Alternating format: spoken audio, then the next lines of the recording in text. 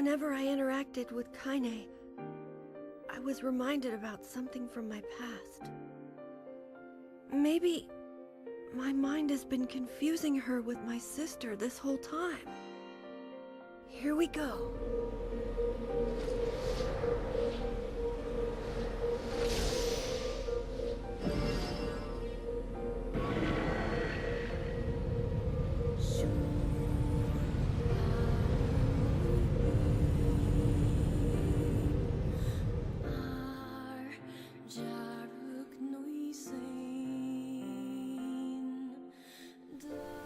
The sound of rain filled the village.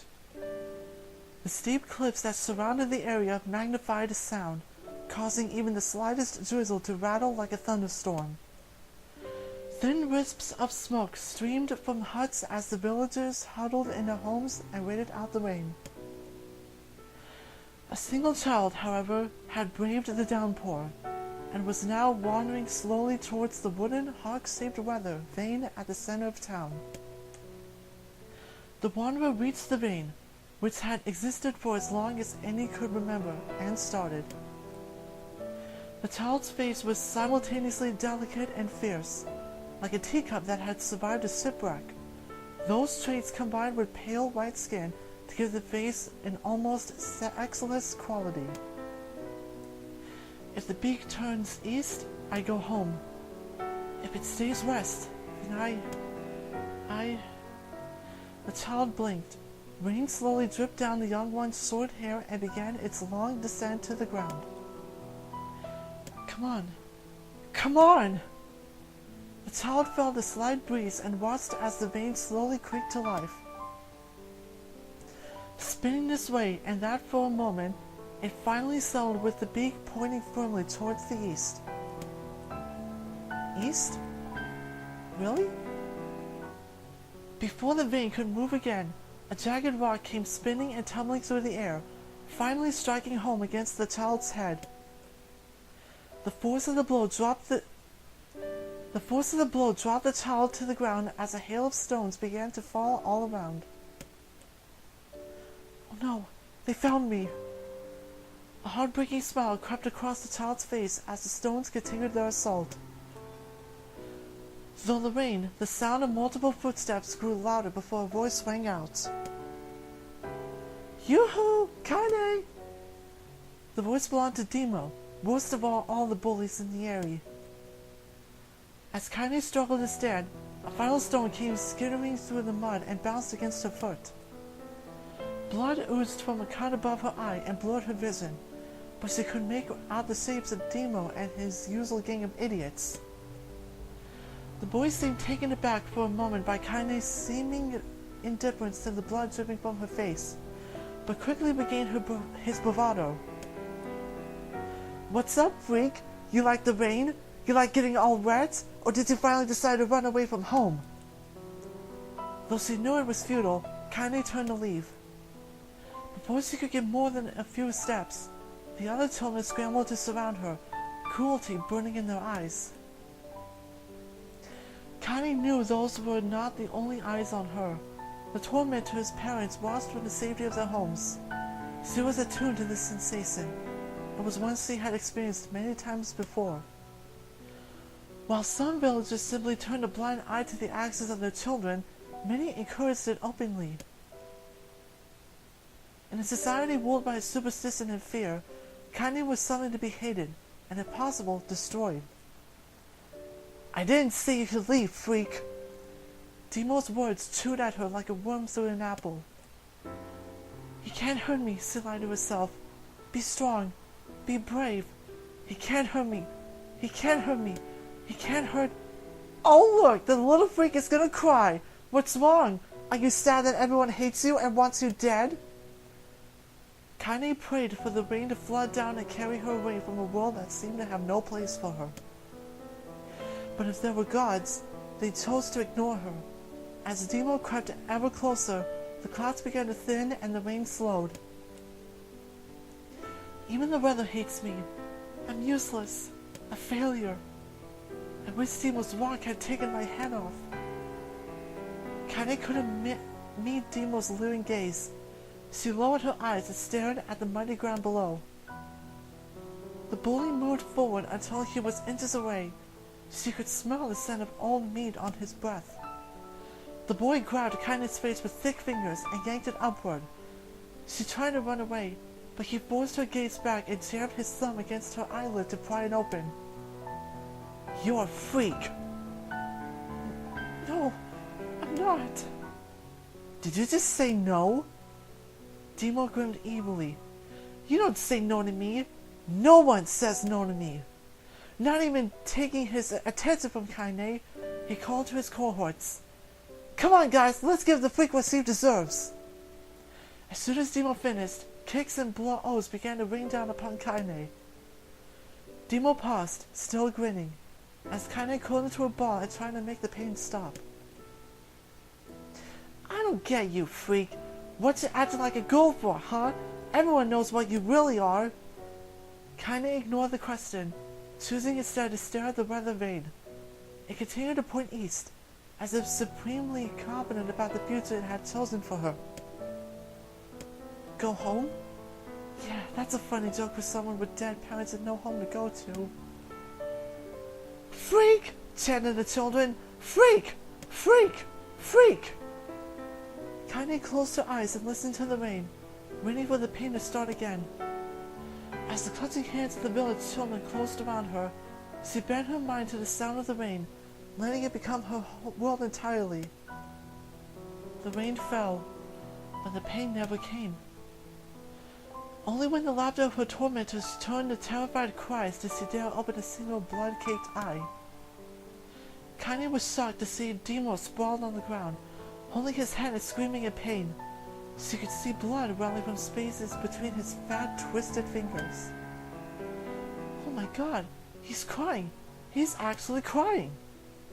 Deprived of their leader, the other children glanced back and forth between themselves, as if waiting for someone to step forward and take charge. When no savior emerged, they began Anna's uneasy shuffle away from Kaine. But the youngest girl was the least of their concerns. Instead, their attention was wrapped on the Asian woman standing a few feet away. After struggling for breath for a moment, she finally spoke in a voice thick with rage. "Hurts like a bitch, doesn't it? Now I suggest you scatter before I throw another one. And if any of you little bastards ever touch my Kaine again, I'll do far worse than throw a rock. You can count on it." The old woman crouched down and gently touched the hand Demo was using to cover the wound. Before he could think to protest, she ground her palm into the wound and twisted back and forth. "Ow!" he screamed, leaping to his feet. "Stop it! What are you doing? Quit whining! Ain't no one ever died from a scratch!" "You hit me with a rock, you stupid bitch! A big one! Nothing could have killed me!" The old woman shrugged. "Death is the best cure for stupid!" Demo's face twisted with rage at her wounds. Locking his eyes on Kaine, he took a step backward and spat on the ground. "Get out! Leave this village! No one wants you here! Either of you!" Seeing the old woman grab another stone, Demo and his companions turned tail and ran. As they fled, the old woman grabbed her side and brought out a single laugh. "Ha! Look at the fat boy go! Guess he's healthy enough to run from a fight." The woman's smile faded as she turned her attention to Kaine. Kneeling down, she removed her shawl and placed it around the young girl's shoulders, then produced a cloth from the folds of her dress and began blotting out the blood on her forehead. The blotting. "Oh, Kaine," she said, "why didn't you fight back? You're stronger than that." The words of her grandmother stung Kaine as she turned away. "Don't be nice to me," she said. "I don't deserve it. Nothing matters anymore." Her tears held in check for so long, finally began to fall on the muddy ground below. "Everyone hates me. They think I caused bad things to happen. They think I'm a freak. I wish I was dead." As Kaine's tears turned to sobs, she felt her grandmother's hands on her shoulders. Despite her advanced age and diminutive size, She was a woman of surprising strength, and Kaine found herself unable to turn away. Don't talk like that, Kaine. It's a river wide and deep that flows between the realms of this world and the next, and it grants no mercy to any that attempt to cross it. You got a duty to fight until your last breath. Understand? The old woman tightened her grip and tried to still the tremor in her voice. You know the pain of losing someone close to you, Kaine. You know because you survived. As the words hit home, Kaine was struck by a force of her love for the old woman. As a young child, she didn't even know of her grandmother, but when her parents died, the woman quickly accepted her as her own. Grandma, as Kaine called her, was cunning, vulgar, and quick to violence, and the first few years together had not been easy. But with each year that passed, Kaine and her grandmother had grown closer.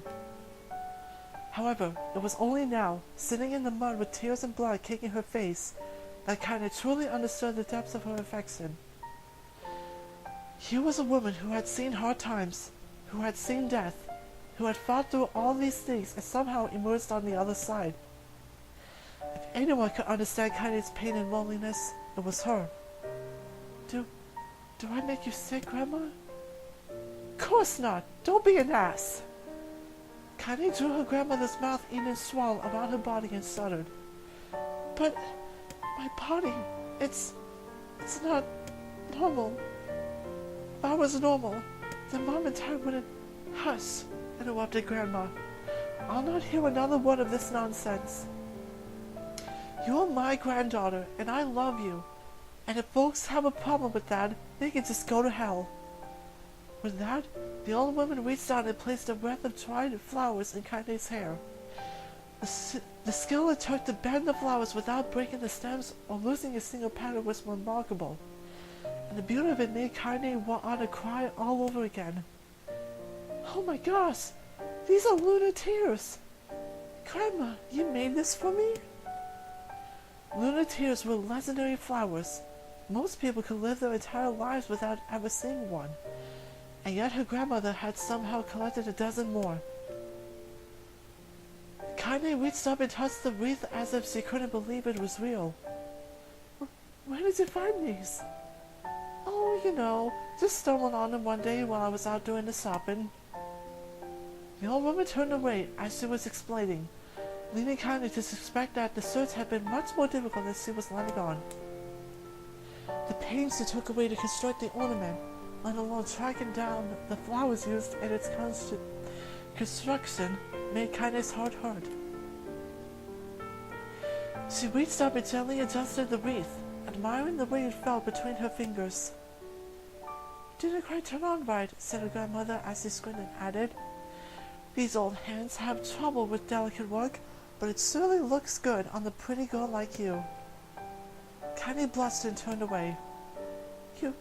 You think I'm pretty? Of course you are. What a fool thing to say. Thank you, Grandma. Her grandmother smiled. We're going to be fine, you and me, she said. Long as we got each other, we'll be just fine. Kaine took her grandmother's hand in hers, and the two of them struggled to their feet. As they began the long walk home, Kaine gripped the hand with all her might, as if trying to stop smoke from drifting away on the wind. The rain had stopped. Kaine stood beneath the weather vane, watching it spin in lazy circles, no longer caring about the direction it faced when it stopped.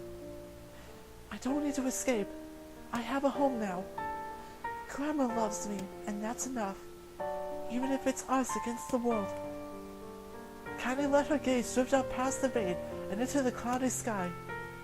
The last faint hints of a rainbow were slowly fading. As she turned and headed home for her home, the light scattered into a million particles and vanished, seemingly taken away on the breeze.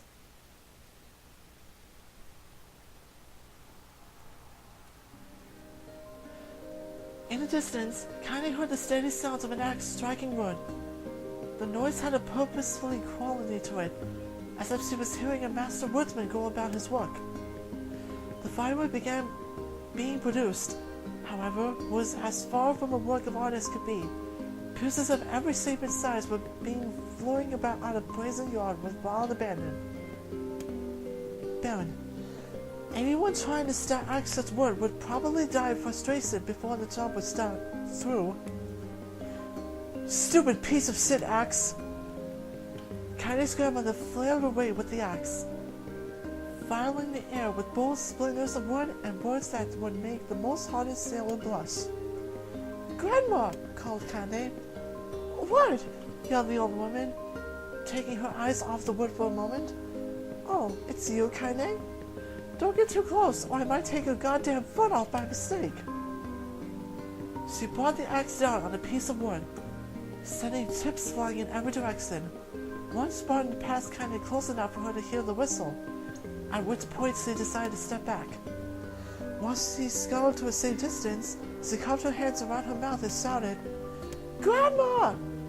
Do you need anything? Oh, do you need anything? I can get you water or lunch, or a new axe or something. The axe poised to strike another wobbly blow, pausing midair. The old woman considered her grandmother's offer for a moment, then smiled. Tell you what, since I'm doing such a piss-poor job at chopping, why don't you come here and take over so I can go get the water? Shades have been restless lately, you know, and I don't want you running into one of them bastards. Relinquishing the axe, her grandmother picked up a long pole with wooden buckets on either end. Gathering water was by far the more difficult of the two jobs, but Kaine knew better than to complain.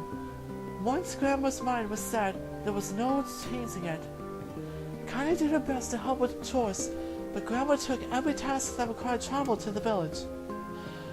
Though she had a long list of plausible excuses, Kaine knew the real reason. She didn't want her granddaughter to be taunted and harassed by the villagers. Once Kaine moved in, Grandma decided to take up residence a good distance from the area. Out of sight, out of mind seemed to be the best policy when it came to the villagers and her granddaughter, and rare were the days where any but the two of them could be found on the rocky acre of land they call home. Kaine enjoyed the solitude, but harbored a secret resentment that her grandmother was forced to spend her golden years in such a place. After watching her grandmother leave, Kaine turned her attention to the task at hand. She had never chopped wood before in her life, and soon discovered why the old woman hated the chore. Swing after swing of the axe produced only a tiny crack in the wood, and when she finally managed to connect with a solid stroke, the tool embodied itself in the long and refused to budge. Frustrated, Kaine swung the axe around her head and threw it long and all across the yard. Damn it! Crap! She suddenly understood the joy her grandmother felt in a good curse. Happy now, she picked up the axe, forced it from the wood, and resumed chopping. She had a natural skill with the blade, but the task was challenging, and blisters soon began to form in her small pink hands. This is tough, and my logs are all weird size. Spitting out her palms and ignoring the pain, Kaine redoubled her efforts. Just as she was developing a rhythm, Grandma returned from the village. Setting down her buckets with a small sigh, she took one look at the logs and carved out a wheezy laugh.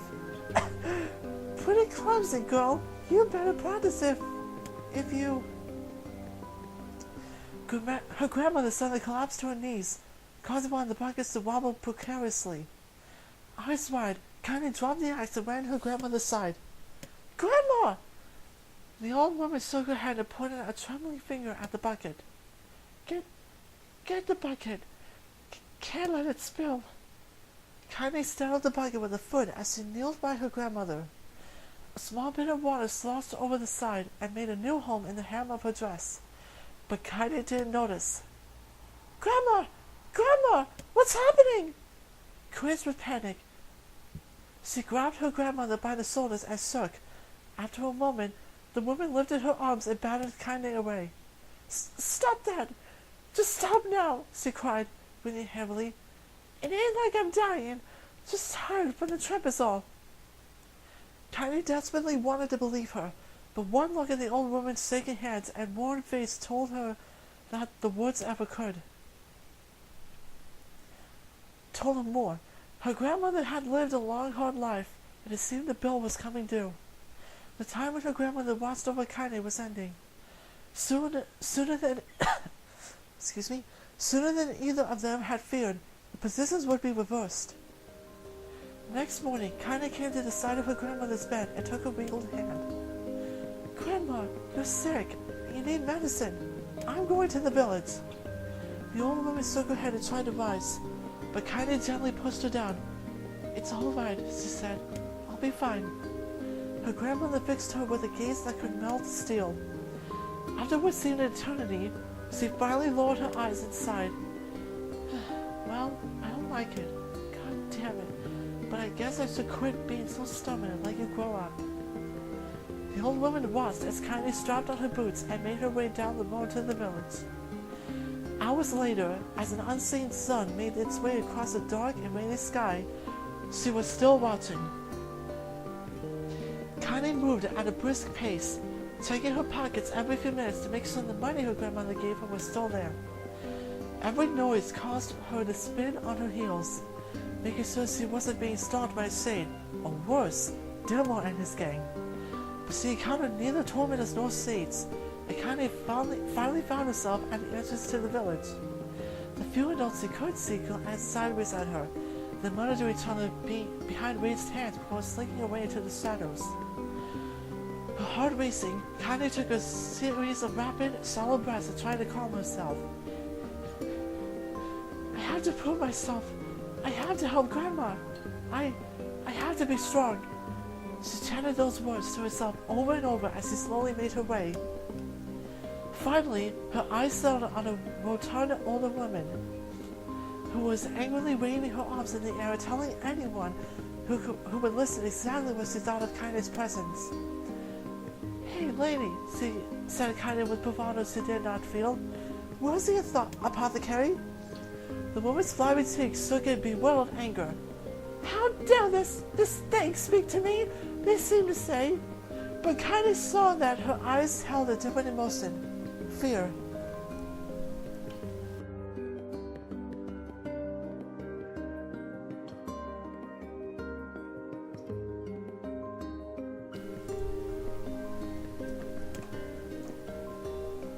"Yeah, we're both scared, lady. Trust me on this one."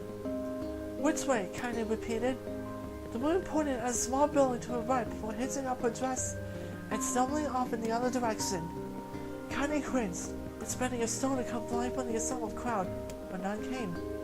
Her mind was filled with a strange sense of pride as she made her way to the apothecary, but the new emotion had little time to take root, for as soon as she opened the door, she noticed a familiar customer at the counter. It was Demo. He'd clearly been sent here on some kind of family errand, because his gang of followers was nowhere to be found. "Oh my god," he sputtered. What are you doing here, freak?" The insult was delivered without force, and Kanyi happily ignored it.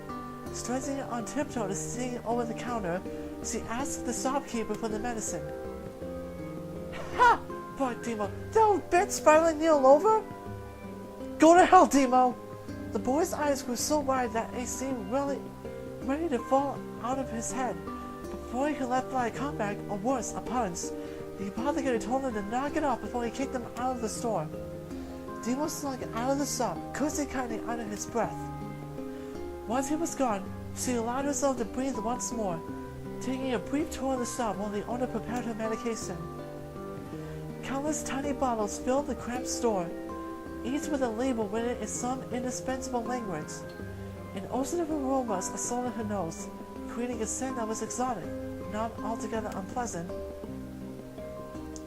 Seeing such a variety of supplies gave Kaine a sense of peace. Surely, in a world so vast, there would be a place that she could call home. On the far wall, behind the counter, rested a portrait of a stunning young girl. The picture had once contained bright, vibrant colors, but the time had worked its magic, and they were beginning to fade. The beauty of the work, however, remained undiminished. "You like that picture?" Kaine turned to find the apothecary with a small vial of medication in his hand. His eyes were gentle but sad, and he seemed to stare through her and into nothing as he spoke. "That's my daughter," I sketched when she was just a little girl. She's been dead a long time now. Kaine didn't know how to respond. She just stared at the portrait and tried to come up with the right words. Pictures are wonderful things, continued the shopkeeper. They let the ones closest to you live on forever. He shook his head slightly and looked down at Kaine and smiled, handing her the medicine. He reached into his sizable green apron and produced a handful of old wax crayons. You should have these. There's no one left that I wish to draw. Kaine took an ascendant step back, causing the shopkeeper's face to darken. Yes, I've heard the rumors about you, he said. It's a small village, and word travels quickly. Between you and me, I'm not sure which of them to believe, but I also don't think they matter much. I knew your grandmother, Callie, and I think the way she was driven out of this town is just deplorable. Grandma's name is Callie? Thought Kaine suddenly. She was still mulling this new fact over in her mind as she reached out and gently took the crayons from the apothecary's hands. Your grandmother is an old friend of mine, he said as Kaine scooted away yet again, and I owe her much. I'm willing to arrange it as she would like it if you drew a picture of her. Yes, I think she would like that very much. Kaine murmured a quiet agreement, but inside her heart was bursting. Never before had a villager treated her with anything but complete contempt. It was a tiny, almost imperceptible step, but it was a step nonetheless, and with enough tiny steps, she might one day discover the rest of the world. When Kaine returned home, she found her grandmother asleep in her bed. Her feet were blackened and raw, even bleeding a bit in places, leading Kaine to think that she had been pacing around the room until exhaustion finally caught up with her. She placed the medicine by her grandmother's pillow and turned to leave, but found the old woman's hand collapsed around her arm. Back already, are you? Asked her grandmother with a yawn. Come here, let me have a look at you. Grandma sat up and examined Kaine from head to toe. Finally satisfied that nothing terrible had befallen her grandchild, she leaned back and allowed herself to relax. Well, how was it? Did those bastards give you any trouble? It was kind of fun, said Kaine with a small smile. No, seriously, it was. It was fun, was it? Asked her grandmother in a voice which implied she believed anything but. Uh-huh. So anytime you need me to run an errand, just let me know. As she spoke, Kaine removed the crayons from her pocket. After a brief explanation of the source, she informed her grandmother that she was going to sketch her portrait. A portrait of me? Ridiculous. No one wants to stare at a week-old crone. But Grandma, it'll make you live forever. Horse manure, said her grandmother, throwing back the sheet from her bed. Living forever would just piss me off. Now put those crayons away and help with dinner. But Kaine would not relent, and in the end, Grandma found herself leaning against the wall of their house as if posing for a master artist. Kaine took up the crayons and eyed her subject carefully. Just as her grandmother was about to nod off, Kaine finished the work. After staring at it for a bit, she released it from her grip and let it slowly drip to the floor. It's terrible! It doesn't look like you at all! I'm sorry, Grandma. I thought these crayons would, make drawing easy or something. The old woman's eyes narrowed at her granddaughter's disappointment. Let me be the judge of that.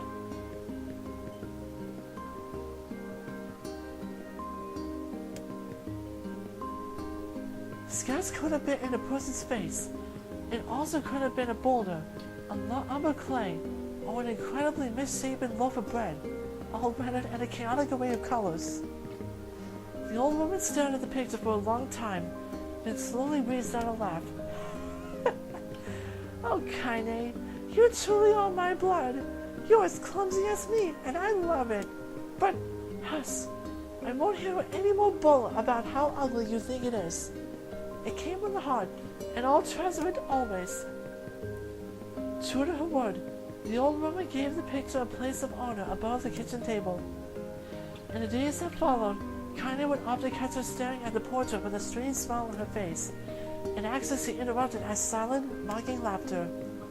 A week later, Kaine could stand at it no more and asked her grandmother to take the artwork down. "Pause," said the old woman. "I'll take this down when they roll me in my sword." She pondered this for a bit, then turned to Kaine and dropped to one knee. "Listen to me, girl. Seeing this picture makes me happy in a way I've never felt before. And it makes me want to go on, so that someday you can feel the same happiness." It was a moment that burned itself in Kaine's memory. A perfect blend of pride and love and joy that came together to form a lifelong remembrance. She swore to never forget this moment, to never forget the old woman who had made her place in the world possible. Time moves on. People and memories come in and out of a life that, like ghosts, passing through a home. But this moment will be different. Kaine swore, because I will remember it forever. Forever.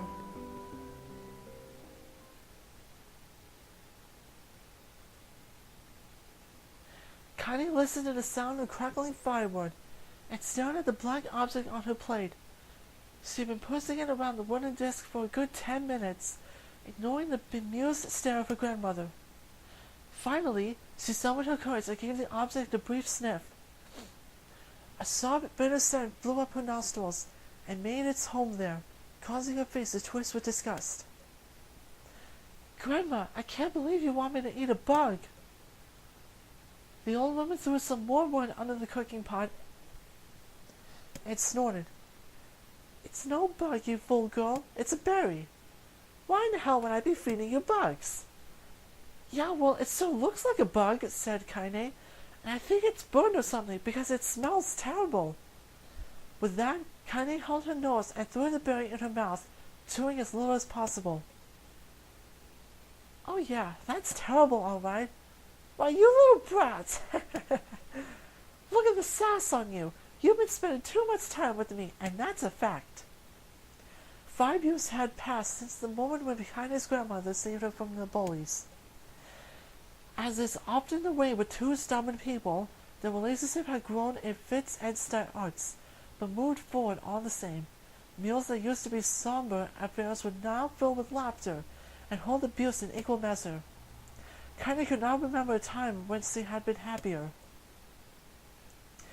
As the years went by, Kaine started to shoulder more and more of the daily responsibilities. Her grandmother's legs grew weaker by the day, and she could no longer demand the choice she used to take for granted. And so this morning found Kaine's lacing up her work boots with a breakfast of burnt berries rolling through her belly.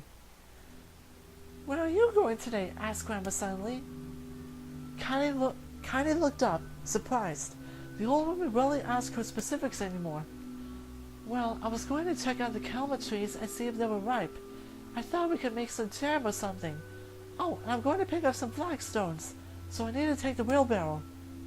"Flagstones? What in the hell for?" Kaine stared at her grandmother, then held out an arm and swept it around her their home. Constructed mostly of cloth, rope, and rubble, the old place sagged like a boxer in the final round. "Grandma, a dying cat could chew through this house. I'm going to build a stone wall so we have some protection." The old woman laughed, exposing her toothless grin to the world. "God damn it, girl. If a bunch of thieves want to ransack this old place, let 'em come. We got nothing worth stealing anyway. I'm not worried about thieves. I'm worried about shades. People saw one west of the village yesterday." Oops. The old woman toweled her head and stared at her granddaughter. "Well, shoot, I don't know why you have to do it today. We can worry about it some other—" "Grandma, no. If I don't go to the calma trees, we won't eat tonight. You know that." A confused expression passed across the old woman's face, and for a moment she was a small child lost at a carnival. "Yes," she said after a bit. "Yes, of course you're right. I'm sorry, Kaine." She didn't finish the thought. Instead, walking over to her nightstand and gently taking the wreath of lunar tears from the drawer. The flower's petals had aged to a brilliant whiteness. And Kaine thought it was more beautiful now than the day she first received it. You're going to be a true woman soon, Grandma said as she placed the flowers in the girl's hair. So that means less chatter about shades and building defense walls, and more talk about how beautiful you become. Annoyed, Kaine reached up to remove the garland, but the look on her grandmother's face stopped her hand. You're a beautiful thing, said the old woman, and there ain't another like you in all the world. I'm very proud of you. Okay, Grandma, that's enough goddamn compliments for one day. Such a mouth on you! Where did that come from? Gee, I wonder. I'll teach you to sass me, girl, yelled Grandma. Suddenly, she lurched forward and grabbed Kaine by the ears, pulling her around the room with a crazed grin on her face. Grandma! Yelled Kaine in a cranky voice. Grandma, stop it! What the hell? The old woman stared at her and blinked, then slowly held her wrinkled hands out as if it was the first time she had ever seen them. I don't know what happened there. I'm sorry, girl. Sometimes my mind just... Kaine thought the look on her grandmother's face was the most heartbreaking thing she had ever seen. Listen, she began. Maybe I should stay home after all. No, I won't have you stay here to keep an eye on an old cardigan like me. You go get your food and your wall and whatnot. I'll be fine. And when you come back, I'll have a nice grasshopper dinner ready for you. Kaine rolled her eyes, then kissed her grandmother on the forehead and made ready to depart, trying desperately to ignore the worry that was gnawing at the walls of her heart. Kaine could feel the old woman's eyes watching her as she moved down the path. Don't turn around, she told herself, but in the end, the temptation was too great. She spun on her heel for one final look and saw a small bent woman standing in front of a ramshackle hut with a sad expression on her face. Gods, she looks so old now. It's like the wind could reach down and just carry her away. Kaine worried about her grandmother all day, causing her worry to supper. Her work.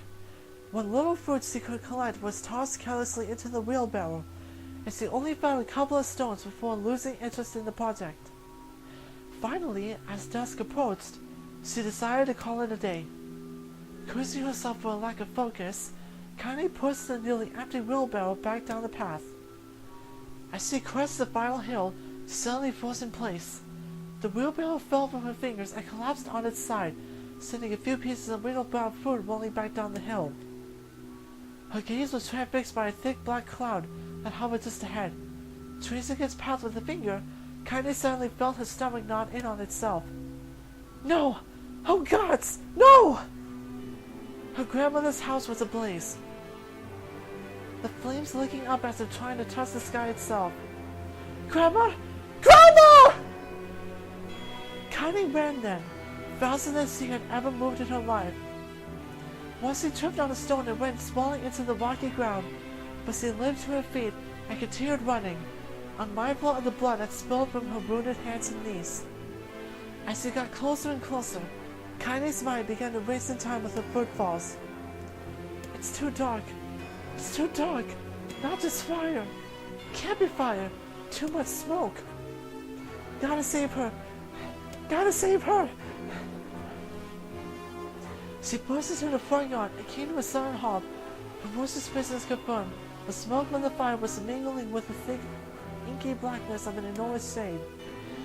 The massive creature supported itself on 3 twisted feet, and its teeth balanced to a means of a large, armored tail. Scales, horns, and claws sprouted from its body in a random, chaotic pattern, giving it the appearance of a lizard designed by some insane god. Seeing Kaine, it let out a roar and flickered its tail, sending small whirlwinds spinning around the yard.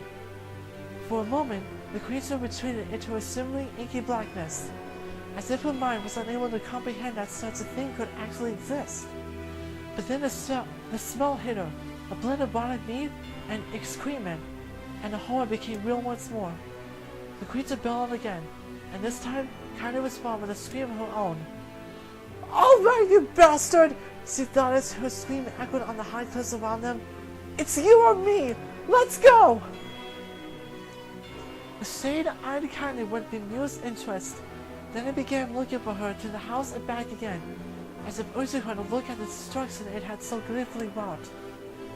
With dread building in her heart, Kaine glanced towards his house.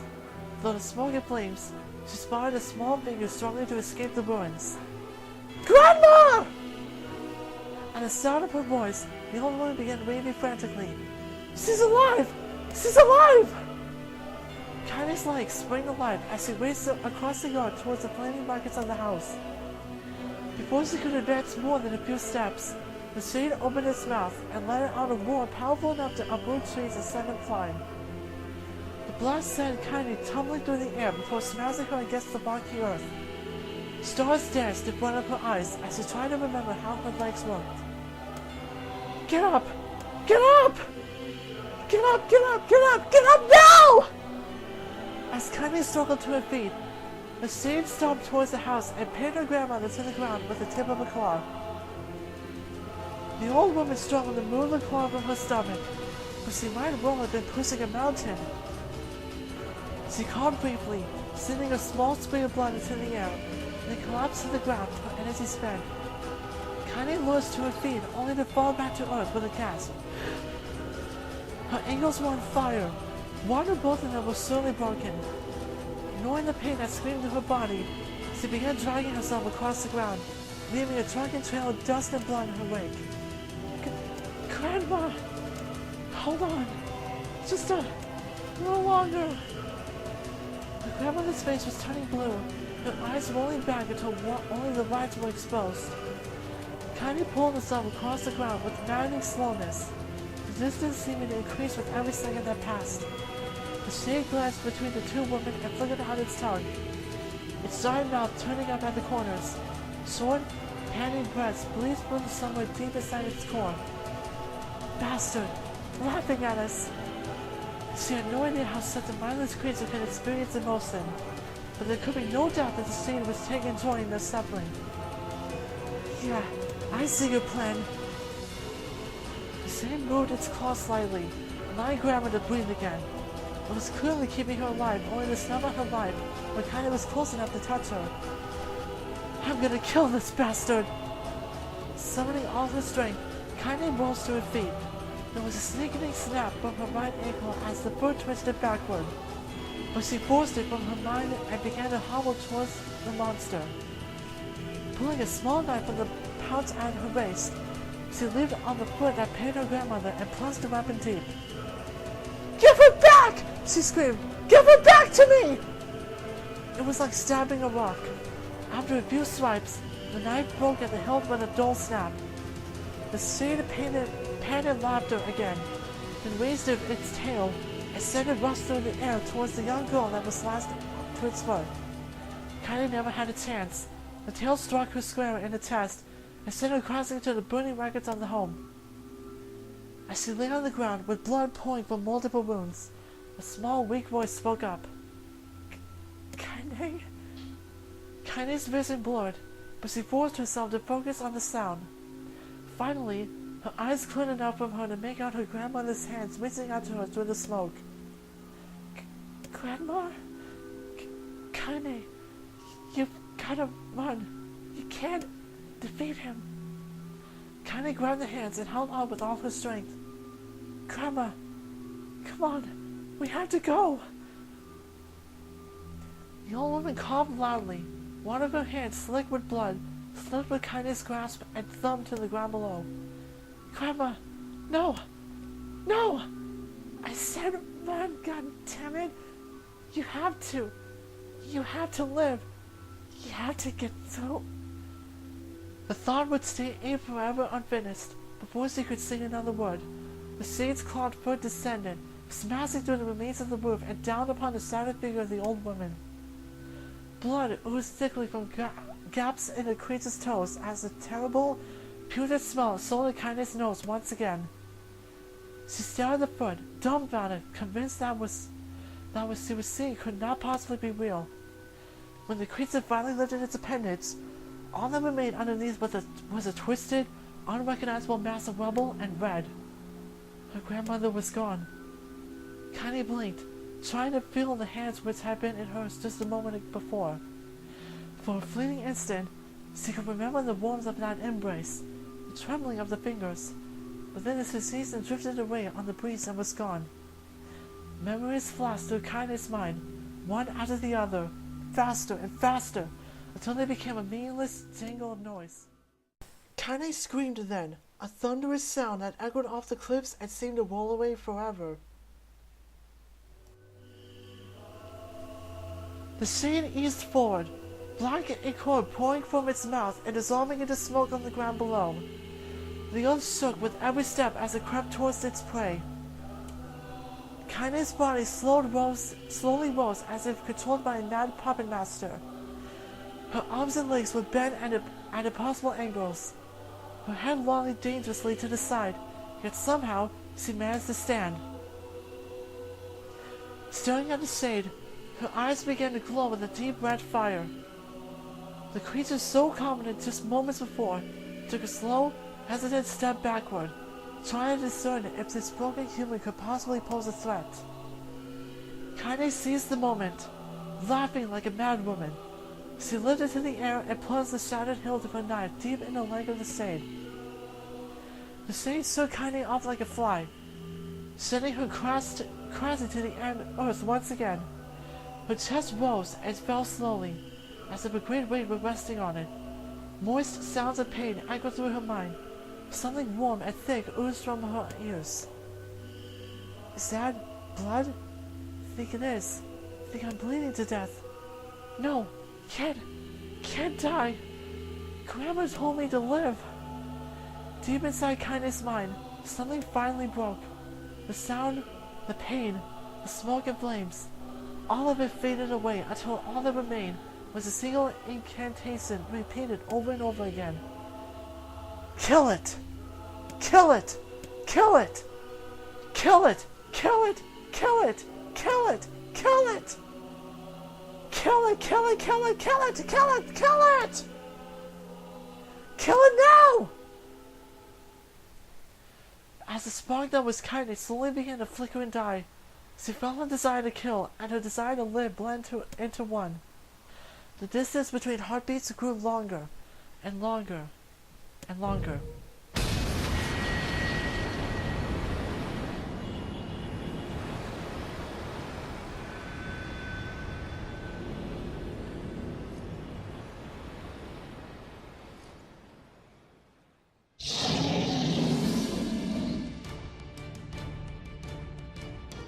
The beast approaches. Oh, I got it.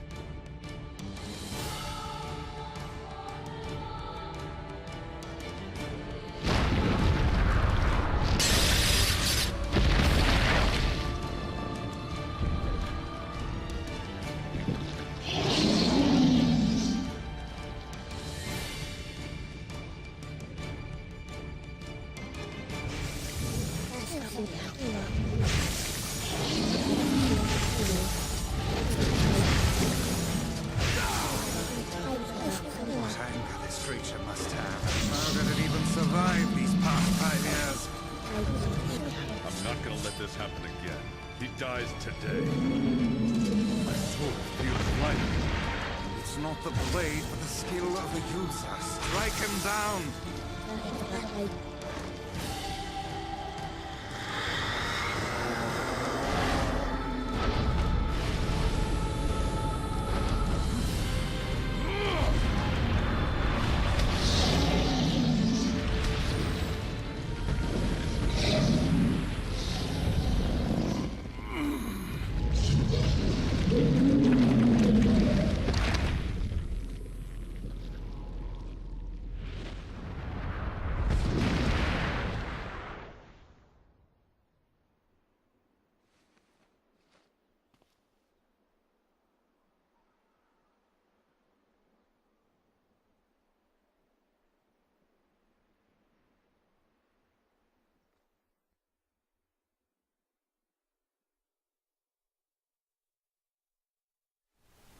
Gently, weakly, softly, Shade, sure that its tormentor was dead, turned and stomped off towards the horizon, stomping along the way to bellow one final war.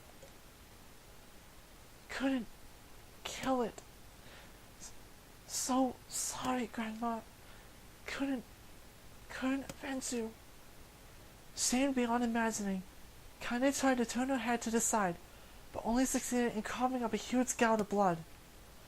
It was getting difficult to see, and only after a moment of fierce concentration did she realize that her left eye was gone. Laughing to herself, she turned her remaining eye to the ruins of her home and noticed a rare agate stump of an arm resting a few feet away. Yeah, that's mine, she thought with a mad giggle. This is gonna make clapping a real bitch. Ha! Cried a sudden voice from the depths of her mind. Finally going to die, are ya? Well, you had it coming. Go to hell, Demo, she thought of the unseen assailant. Go to hell before I pluck out your eyes and feed them to a dog.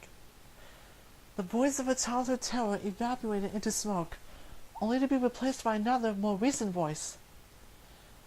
Hold still, said the apothecary, materializing from the ruins like a ghost. I want to draw you. That way you can live forever. No. Stop.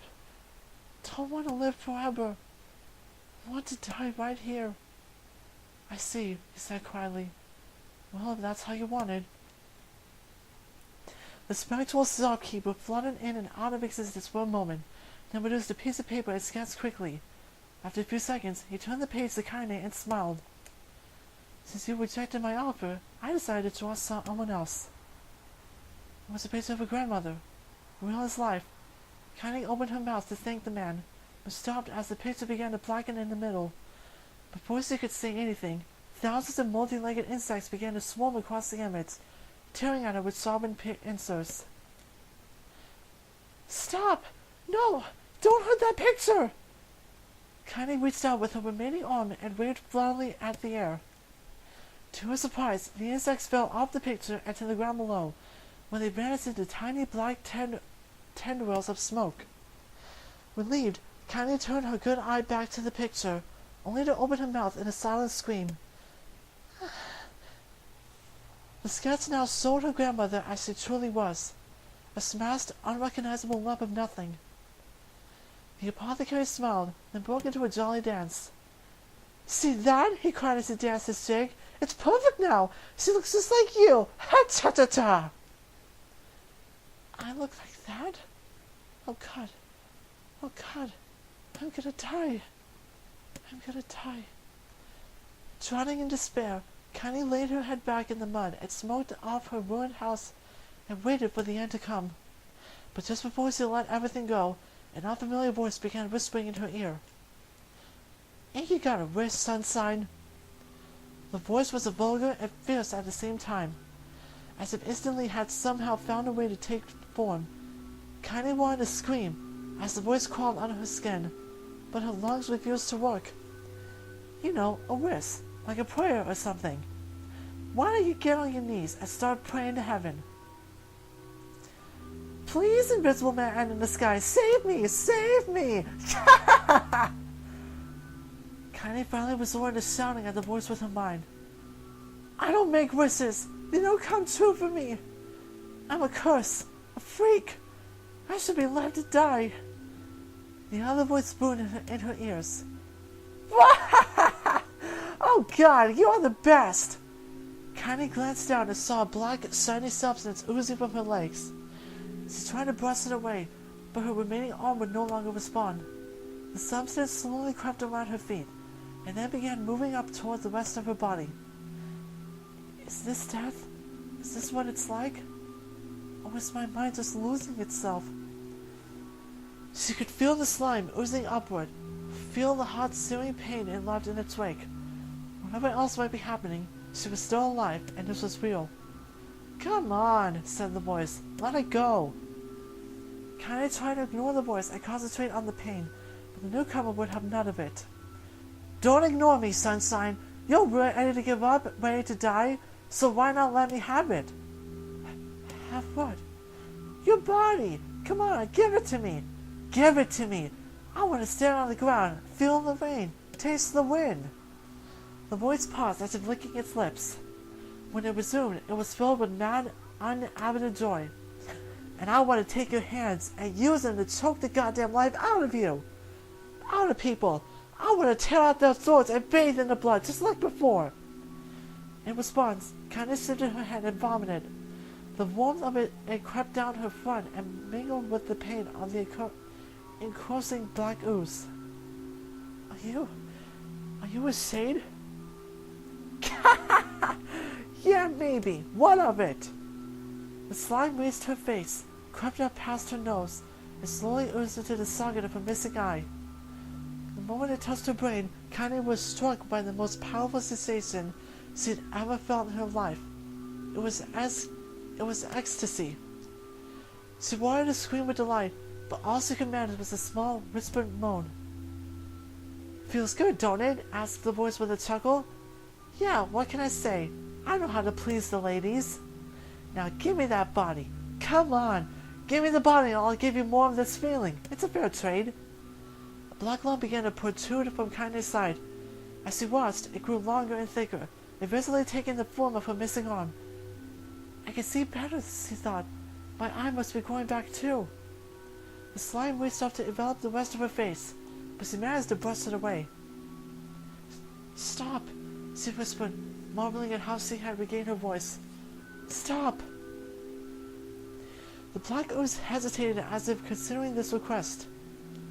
They quickly simmered down her body before disappearing into a cloud of smoke. "Ah, what the hell, Sunshine?" screamed the voice. "We had a deal! I thought you wanted to die!" Grandma said, "I can't die yet." A brief image of her grandmother, blunted and broken, flashed before her eyes. She saw the scene that had killed her and heard its mocking laughter. Then closed her eyes and forced the image from her mind. Her whole body was quaking with rage. When she opened her eyes again, they burned bright red. "That thing took my grandmother. I have to kill it before I die." Kaine glanced down and saw a mysterious pattern. The pattern of the shades burned itself into her left arm. "Well, I'll be damned," said the voice cheerfully. "Look at that, Sunshine. I think you and me are going to be good friends now."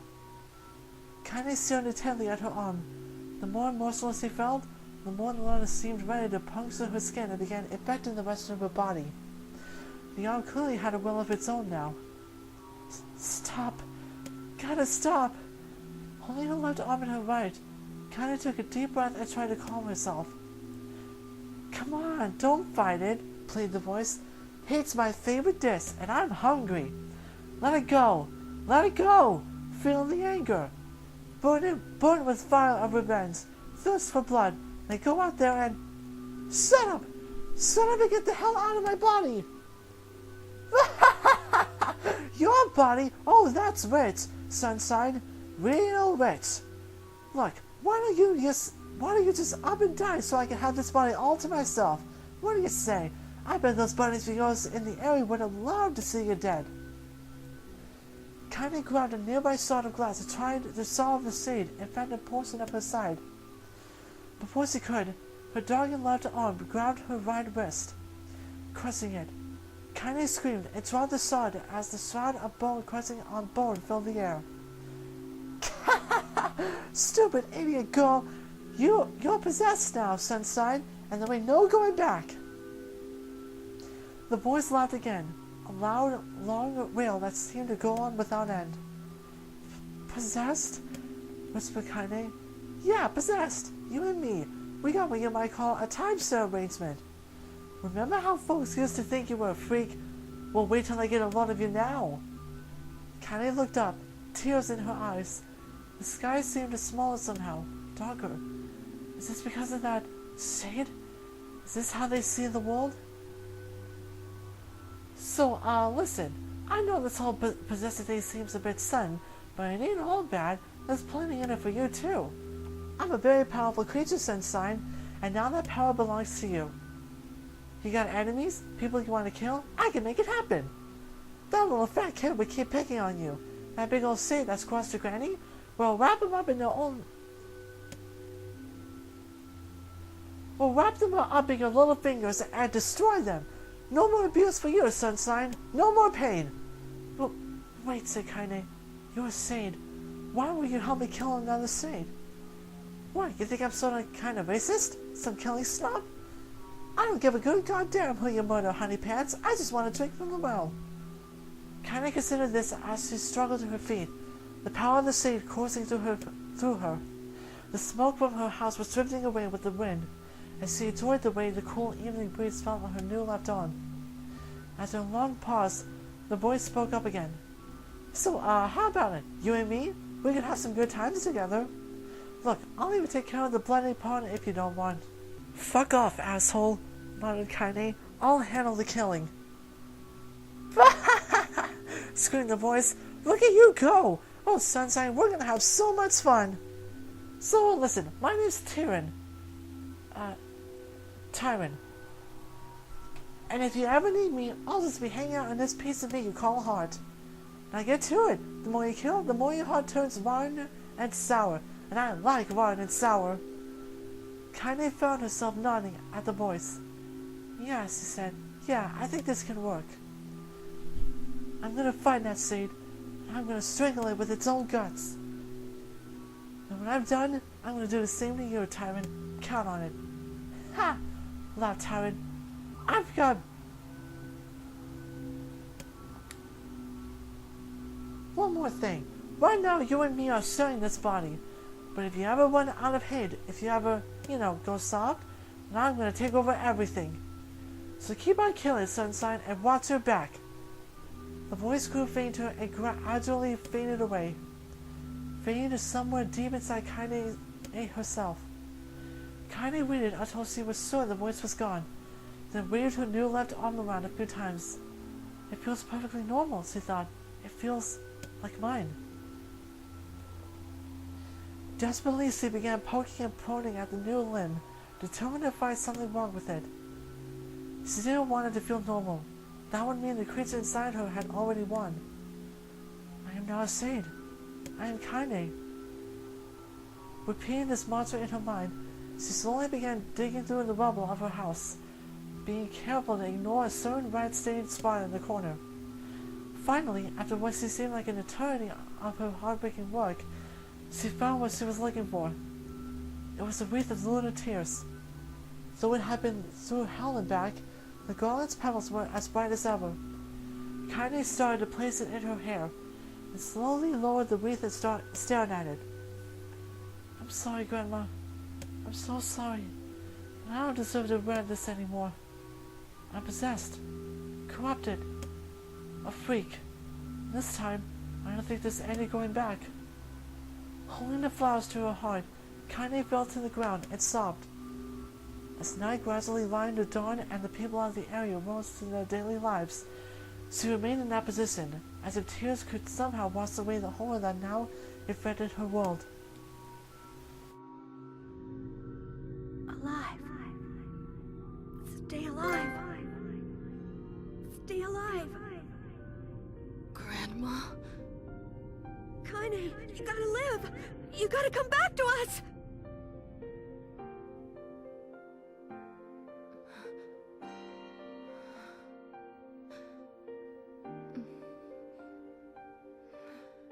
Who are...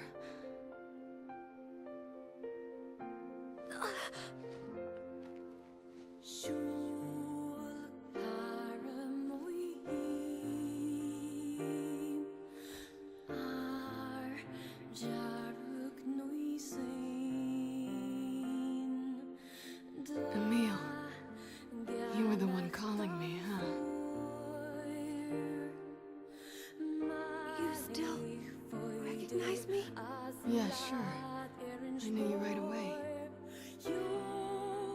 Thank you. Good to see you, Kaine.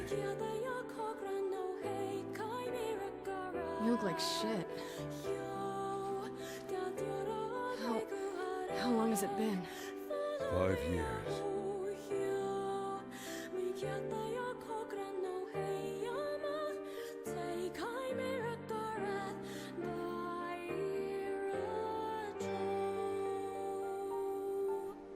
Oh, that's a long time. Any luck with Yona? We are still no closer to finding her. We need a way to locate the Shadow Lord. This is for you.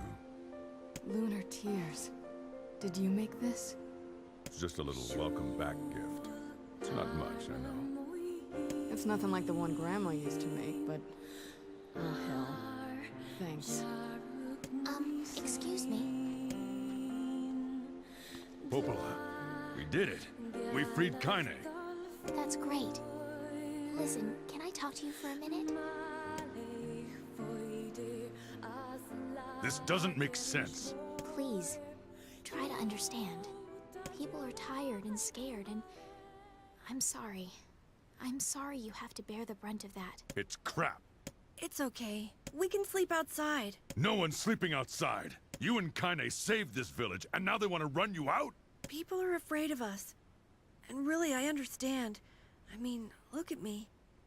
As long as you're still with us, I can deal with it. Right, Kaine? I'm used to sleeping outside. I'm sorry. We'll see you later. We're sorry.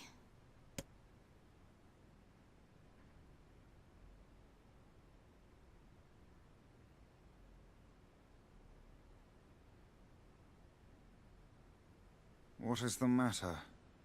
Kaine always sleeps outside. I never thought about that until just now.